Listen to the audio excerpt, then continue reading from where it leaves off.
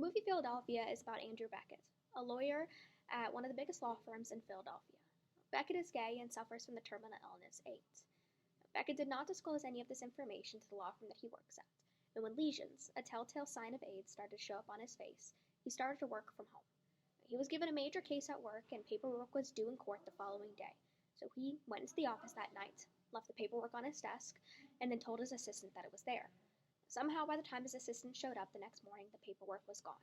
It was erased from his computer, and no one could find any copy of it.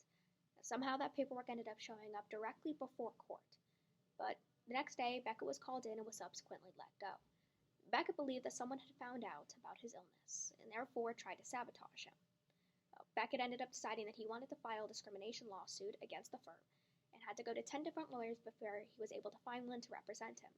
Joe Miller, an African American attorney that he worked against previously, is who ended up taking the case. Now, at first, Joe didn't take the case, due to him being uncomfortable about being around someone who had AIDS, and he was homophobic.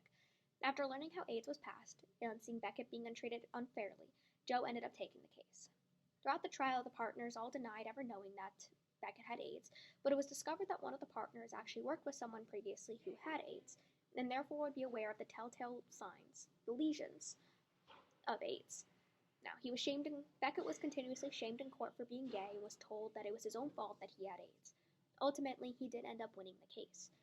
Unfortunately, during the trial, Beckett's symptoms continued to progress, and he ended up succumbing to his illness shortly after. He was surrounded by his supportive friends and family and boyfriend when he did so, who were all there for him throughout his AIDS treatment and the case. Now, the rest of this presentation will focus on Andrew Beckett and the other individuals in his life. The purpose of this presentation is to look at the difficulties that these individuals faced and how they handled those struggles.